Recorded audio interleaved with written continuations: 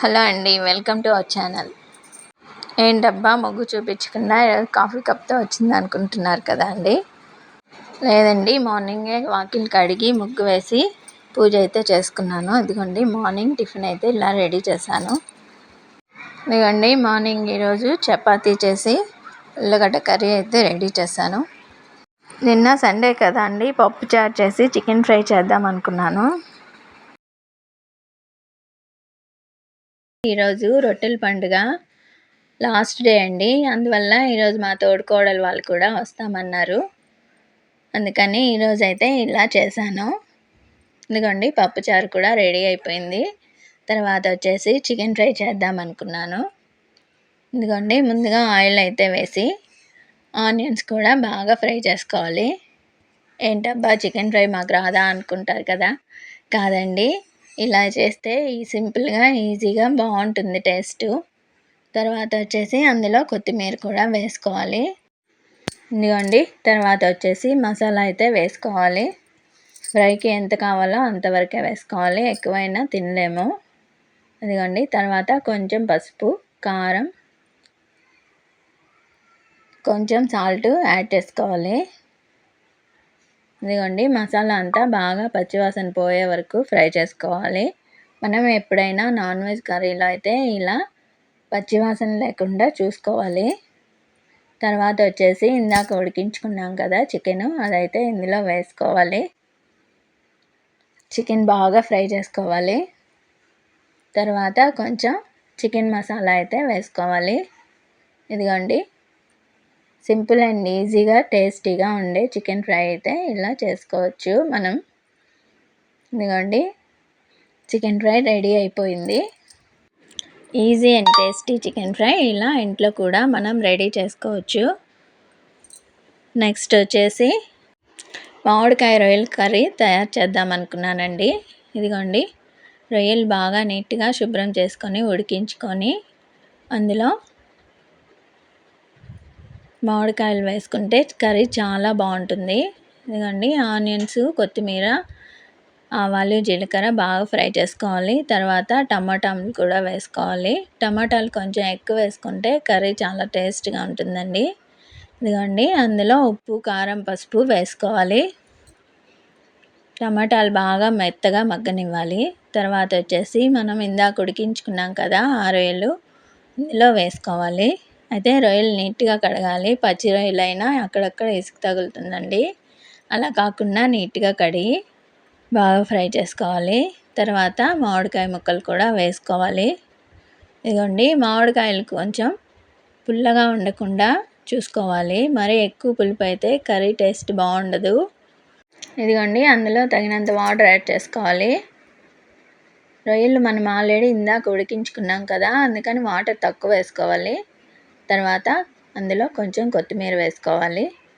ఇలా కొత్తిమీర వేసుకుంటే రొయ్యలని వాసన రాకుండా ఉంటుంది. కర్రీ చాలా టేస్టీగా ఉంటుందండి. ఓకేనండి, మామిడికాయ రొయ్యల కర్రీ రెడీ అయిపోయింది. ఇదిగోండి తను మా మరిది, తోడికోడలు ఇద్దరు అయితే వచ్చారు. ఈరోజు రొట్టెల పండగకి వెళ్దాం అనుకున్నాము. అయితే వాళ్ళు వచ్చేసి మధ్యాహ్నమే వెళ్ళిపోయారు. ఇదిగోండి మేమంతా ఇలా ఫోన్ చేసుకున్నాము. ఇదిగోండి మనమైతే ఈ రోజుల్లో బంధాలు నిలబడాలంటే ఎటువంటి మనస్పర్ధలు వచ్చినా పట్టించుకోకూడదండి. ఇదిగోండి చిన్న చిన్న విషయాలు వచ్చినా అపార్థాలు తొలగించుకొని అందరం హ్యాపీగా ఉంటేనే కదా అండి అందరం బాగుంటాము. ఇదిగోండి రొట్టెల పండగకి అయితే ఇలా పిండి అయితే ప్రిపేర్ చేస్తున్నాను. ఇదిగోండి ఇక్కడ నెల్లూరులో అయితే రొట్టెల పండుగ చాలా ఫేమస్ అండి. నా చిన్నప్పటి నుంచి అయితే మేము ప్రతి సంవత్సరం అయితే రొట్టెల పండుగకి వెళ్తామండి. ఇదిగోండి అక్కడ వచ్చేసి చదువు రొట్టె, భాగ్య రొట్టె, ఇలా మనం ఏదనుకుంటే అవి రొట్టెలు అయితే చేసుకొని తీసుకెళ్తాము. ఇదిగోండి నేను రొట్టెలు చేసి అందులో చక్కెర ఉంచి ఇలా అయితే ప్యాకింగ్ చేసుకున్నాను. ఇక్కడ దేవుడి దగ్గర అయితే ఒక రొట్టె ఉంచాను. ఇదిగోండి ఇలా పూజ అయితే చేసుకున్నాను.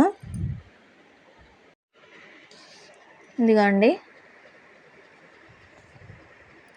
పూజ అయింది కదా.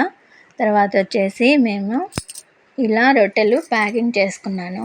అక్కడ జనాభా ఎక్కువ ఉంటారండి. మనం ఏ రొట్టె కావాలో వాళ్ళకి అలా తీసి పెట్టలేము. అందుకని ఇంటి వద్దనే ఇలా ప్యాకింగ్ చేసుకొని తీసుకెళ్ళామండి. ఇదిగోండి చూడండి, జనాభా చాలా ఎక్కువగా ఉన్నారు కదా. ఇక్కడ రొట్టెలు దొరకడం కూడా చాలా కష్టమండి. ఎక్కువగా అయితే ఇల్లు రొట్టె, పెళ్లి రొట్టె అని అవైతే చాలా రేర్గా ఉంటాయి, దొరకవండి. ఫైనల్గా అయితే మేము రొట్టె పట్టుకొని ఇలా వచ్చామండి.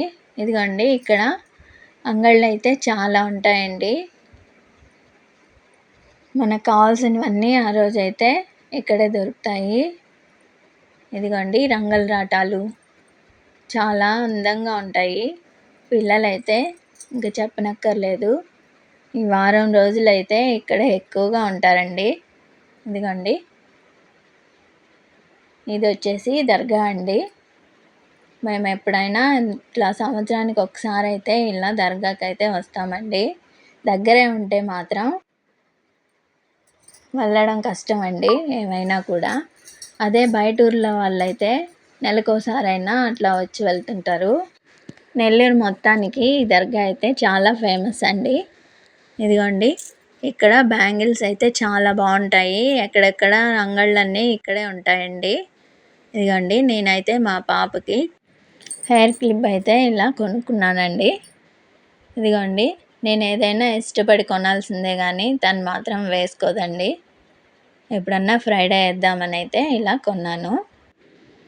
ఇదిగోండి తను మాత్రం ఈ చిన్న కీ చైన్ అయితే ఇష్టపడి మరీ కొనుక్కుంది.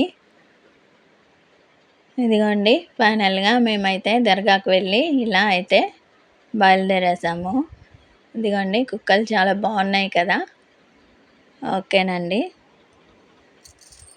ఇదిగోండి ఇక్కడ ఫ్లవర్ వాజులు చాలా ఉంటాయండి. ఇక్కడ స్విమ్మింగ్ పూలు, రంగుల రాటాలు పిల్లలు ఎంతో ఇష్టంగా అయితే ఆడుకుంటారు.